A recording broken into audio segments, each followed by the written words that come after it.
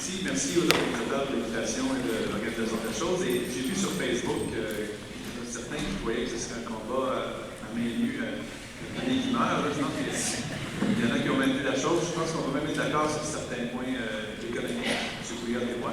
Donc, pour répondre à la question, est-ce que la fiscalité est un outil pour réduire les inégalités? La réponse, selon moi, est évidemment oui. On entend beaucoup des lobbies de droite que les riches en payent trop. On entend des lobbies de gauche que les riches n'en payent pas assez. Moi, je pense qu'il y a des riches qui en payent trop, il y a des riches qui en payent pas assez, et il y a des gens qui ne sont pas riches qui en payent trop. Parce que dans un système fiscal, quand on le conçoit à la base, on fait l'hypothèse que les gens paient leurs impôts. Et on connaît tous des gens, donc pas juste les millionnaires, les gens de la classe moyenne aussi, les classes économiques qui vont faire leur sous-sol ou leur balcon par le beau-frère pour sauver les impôts.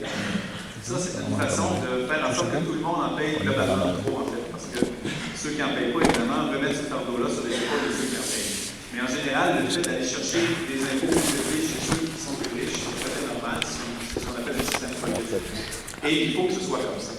Et il y a aussi des mythes qu'il faut défaire. Des fois, dans certaines stations de radio, on peut entendre, par exemple, des gens qui disent n'ayez surtout pas d'augmentation de salaire parce que vous allez tellement payer plus d'impôts que vous allez avoir moins d'argent dans vos poches. Ça n'existe pas. C'est des impôts progressifs et c'est marginal. Mais une augmentation d'impôts, c'est des dollars gagnés par tranche, donc c'est tout le temps marginal. Donc, plus vous travaillez ou plus vous avez un salaire élevé, plus vous avez d'argent dans vos poches. Peut-être que marginalement, les derniers dollars gagnés vont vous rapporter moins. Mais ce système-là fait en sorte que vous ne pouvez pas payer, vous pouvez avoir moins de revenus dans vos poches comme un salaire. Donc, en général, je pense que oui, il faut aller chercher l'argent chez ceux qui en ont vraiment. Et le gouvernement, en fait, c'est un de ses rôles fondamentaux, ça, de s'assurer d'une certaine distribution de la richesse à travers la fiscalité. Et donc, ça fait l'hypothèse qu'il faut aller chercher l'argent là où il est. Et je pense qu'il n'est pas très bien distribué en ce moment l'argent et la richesse parce que l'autre chose qu'on entend souvent, c'est par exemple que une petite portion de la population paie une grande portion des impôts. Ça, c'est ceux qui voudraient faire croire que les riches en payent trop. C'est pas comme ça qu'il faut regarder la chose. Il faut regarder cette petite portion de la population-là. Quelle est la proportion de la richesse qu'elle détient? C'est plus comme ça qu'il faut le mesurer et non en nombre de personnes. Et pour vous donner un exemple de modèle qu'il ne faut pas suivre et que les gens de droite aiment beaucoup citer, c'est celui des États-Unis, où les 12 personnes les plus riches valent l'économie entière du Québec. Au vrai, la dernière fois que j'ai vérifié, c'était 12 personnes qui valaient le Québec en entier. Alors qu'à l'autre extrême, il y a 50 millions d'Américains qui ont besoin de coupons alimentaires d'urgence pour se nourrir. Donc, ce n'est pas un système dans lequel la richesse est bien répartie, ça mène à des inéquités absolument féroces, et ça mène aussi à une classe sociale beaucoup moins élevée qu'ici. En fait, au Québec, on n'entend pas souvent, mais on est la société la plus calme sur ce plan-là. C'est ici que la distribution des richesses est la mieux réussie, même s'il y a des efforts à faire encore. Et on devrait être très fiers de ça, et ça passe par la fiscalité. Donc, ma réponse à cette question-là, c'est clairement oui. Et évidemment, il faut que le système fiscal soit bien fait pour éviter l'évasion fiscale. Sinon, tout le monde en paye trop. Et ça, on ne peut pas le faire tout seul au Québec, il faut que tous les pays du monde s'entendent pour le faire, sinon les capitaux vont se déplacer vers le dernier pays qui accepte d'être un bandit fiscal. Donc on a un gros poids là-dessus, encore moins en tant que simple province. Je sais que c'est pas un débat sur la souveraineté, mais vous allez toujours en entendre parler quand même. Et bien, bref, la réponse à ça, c'est clairement oui. Merci M. Hassan. M. Pouliot. Merci M. Poitin. Merci aux gens de l'association de la justice qui ont organisé ça, parce que c'est pas mal de fun. Pour moi, c'est un peu un coming out politique, donc ça fait 3 semaines que je suis chef du Parti conservateur du Québec. Alors, c'est un honneur d'être avec M. Hassan, et je dois avouer que de voir la naïveté intellectuelle de M. Hassan, quelqu'un qui croit vraiment à ce qu'il dit et qui pose les gestes en conséquence, pour moi, c'est un peu un modèle.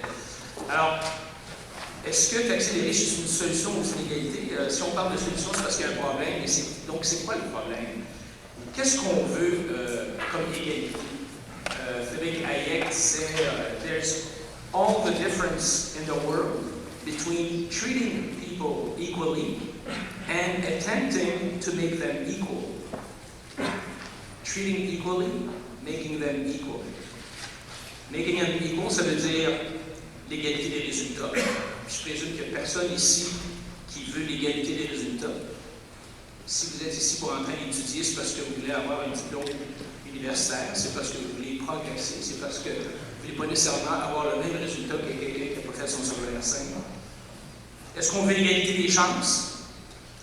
L'égalité des chances, tant que les parents auront des chromosomes privés, l'égalité des chances, ça n'existera pas. Par contre, si on parle d'égalité des chances comme étant peut-être l'idée qu'on ne devrait pas placer d'obstacles devant les gens, de façon à ce qu'ils puissent développer leur plein potentiel. Ça, c'est vraiment l'intelligence. Mais il n'y a rien qui garantit que les gens vont trouver du succès dans le marché. On s'essaye, et des fois on réussit, des fois on ne réussit pas. Donc, l'intelligence, ce n'est pas vraiment l'égalité des résultats. Ceux qui ont vraiment le cœur sur la main, ceux qui sont vraiment solidaires, ceux qui veulent vraiment aider les pauvres, ils vont chercher à améliorer le sort des pauvres. Parce que c'est ça la vraie question. C'est pas de diminuer la richesse des riches, c'est d'augmenter la richesse des pauvres. On ne veut pas appauvrir les riches, on veut augmenter la richesse des pauvres. On s'entend que Bill Gates n'a pas de misère à payer l'épicerie à la fin du mois. Et moi, ça ne me dérange pas vraiment. Ce qu'on veut, c'est que les moins nantis puissent vraiment mieux vivre.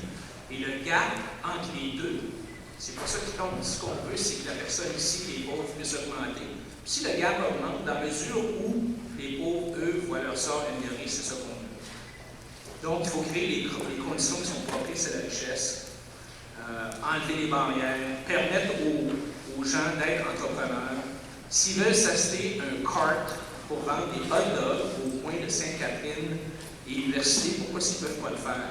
S'ils veulent faire du taxi, pourquoi est-ce qu'ils doivent payer un permis 50, 100, 150 000 $? Alors, c'est ça vraiment, d'enlever les barrières pour permettre aux gens de s'enrichir. Et c'est un système qui marche. On l'a vu en Chine. 400 millions de Chinois sont sortis de la pauvreté grâce à ce système d'économie de marché qui n'est pas une économie démocratique, mais quand même qui marche. Et quand on regarde l'Economic Index Freedom,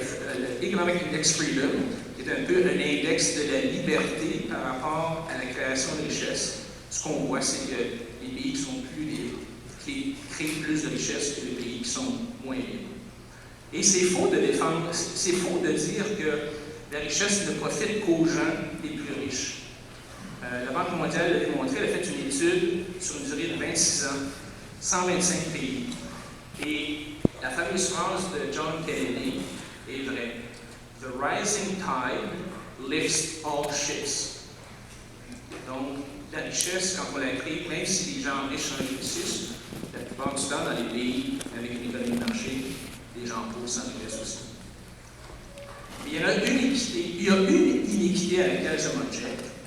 C'est l'iniquité qui est créée par ce qu'on a vu, ce qu'on voit à tous les jours à la commission Charbonneau. C'est le copinage capitaliste. C'est les gens qui se servent du système, qui se servent du pouvoir pour se créer des monopoles, se créer des bénéfices. Ça, j'ai un problème avec ça. Je n'ai pas de problème, moi, à ce que Steve Jobs soit milliardaire. Parce que si Steve Jobs a inventé une patente qui fait que pour chacun d'entre vous, vous sauvez peut-être 10, 15, 20 minutes de temps par jour, vous avez accès à l'Internet. Imaginez de faire vos recherches sans Internet, combien ça coûterait de temps. Mais là, ce que vous faites quand vous achetez un iPhone, vous dites à Steve Jobs, je vais peut-être sauver 2 heures par jour en parlant ta babelle. Je te donne 1 centième de ce que je sauve, puis je garde 99% de ce que je sauve pour moi. Mais ça donne que M. Jobs a vendu des milliards de petits bidules et il est devenu millionnaire. Ça, je n'ai pas de problème avec ça. Merci, M. Pouliot. Alors, on peut prendre une ou deux questions de la salle. Alors, je vous inviterai à vous avancer, s'il vous plaît, il y a des micros en avant.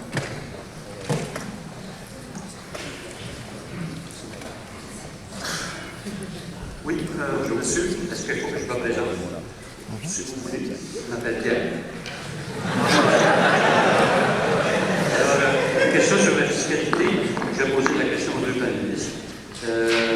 La question, c'est de taxer les... Ma question, est-ce qu'il ne faudrait pas taxer tout le monde? Par exemple, qu'est-ce que vous penseriez, messieurs, d'une fiscalité à la suédoise, où 99% des gens paient de l'impôt?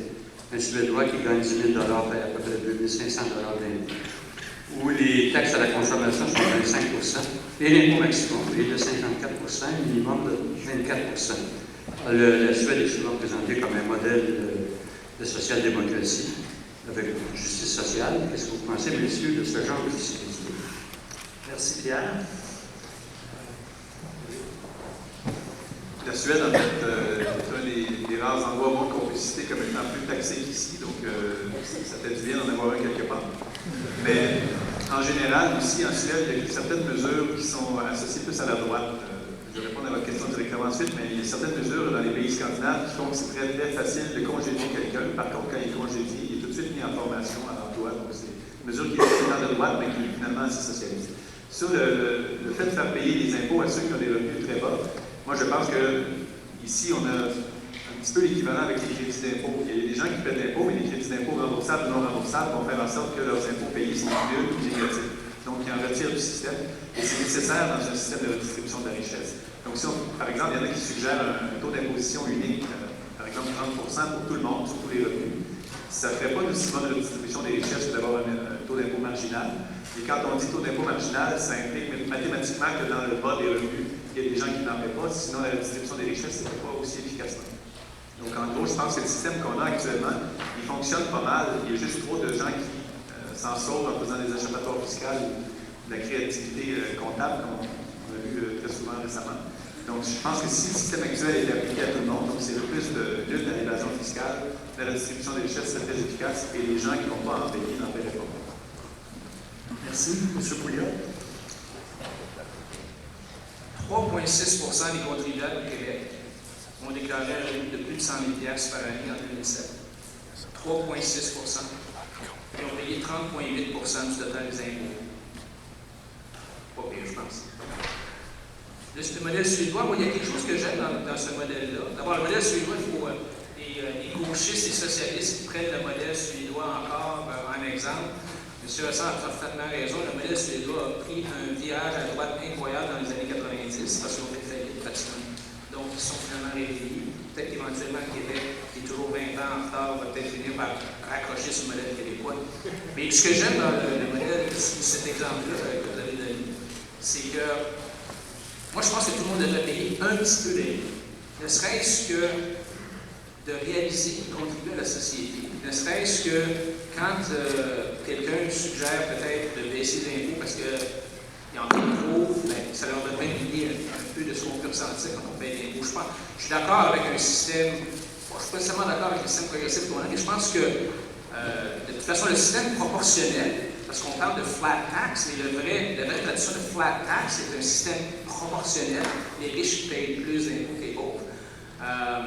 Moi, je pense que c'est un système proportionnel, c'est simple, correct. Et je pense que ça ne serait pas nécessairement une mauvaise idée que tout le monde paye un petit peu d'impôts, rien pour leur donner un petit peu d'empathie pour les gens qui en payent beaucoup. Merci. Je pense que M. Hassan entend ça. Je veux répondre en entendant. Oui, on doit noter que tout le monde paie des taxes, ne serait-ce que par la TPS et la TVQ. Donc, l'impôt sur le revenu, des fois, est nul pour certaines personnes, mais tout le monde qui sort de chez lui pour acheter quelque chose paie des taxes. Donc, tout le monde en paie. Merci. Donc, je vais prendre une dernière question. Je m'excuse, il y en a qui étaient en ligne. J'essaie de limiter le nombre de questions pour être sûr qu'on couvre tous les sujets. Alors, peut-être une dernière question ici à ma droite.